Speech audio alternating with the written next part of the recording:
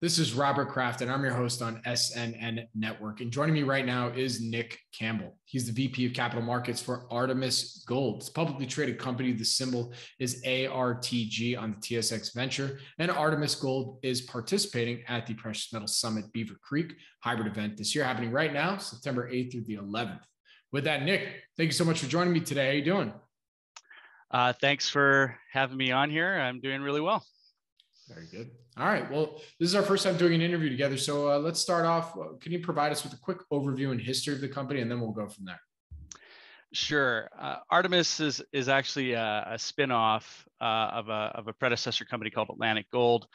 That was a company that was run by Stephen Dean. Stephen Dean is still the chairman and CEO of Artemis Gold, and they basically built a gold mine in Nova Scotia, sold it to Santa Barbara in 2019 for $802 million. There was a spin co left over from that, and Stephen went out to look for a new project to build and create value for shareholders. And through the process of doing that, he identified what we have now, which is the Blackwater Gold Project in British Columbia. We acquired that from New Gold last year for a total acquisition price of $210 million Canadian.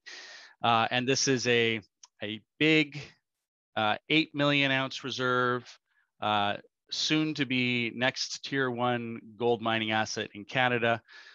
We put out a 2020 pre-feasibility study on it, outlining a staged development approach, which limits the upfront capex that we need to put it into production, allows us to focus on the high-grade starter zone within the southern part of the deposit, which really improves the overall economics for the project.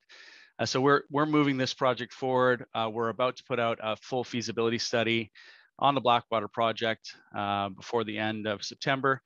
And that'll put us on track to be fully permitted, ready to start construction next year with first gold pour in 2024.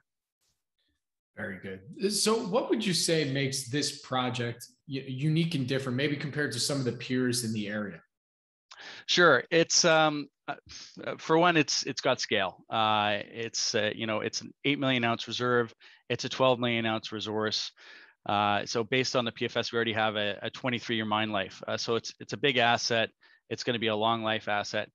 The other thing that really differentiates us is the fact that we have our environmental assessment approved. That was approved in 2019. It was actually done by New Gold.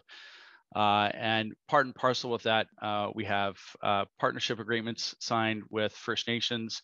We signed an agreement with the Luskoosh and Elgacho First Nation in 2019.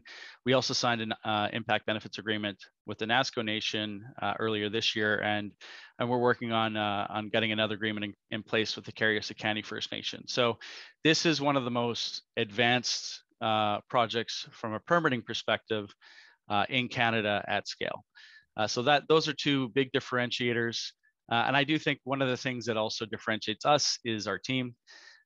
We own 41% of the company. We've invested $138 million in the company alongside the rest of the shareholders over the last 2 years.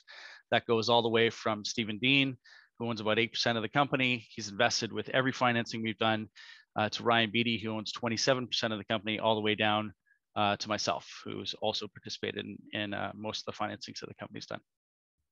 Very good.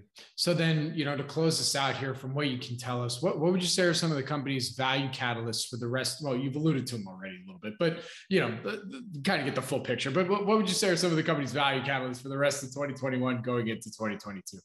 Right. So the big one for us in the short term is going to be the feasibility study.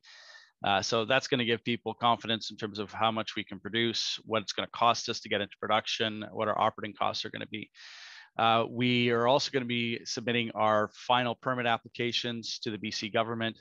That puts us on track to be fully permitted by Q2 of next year.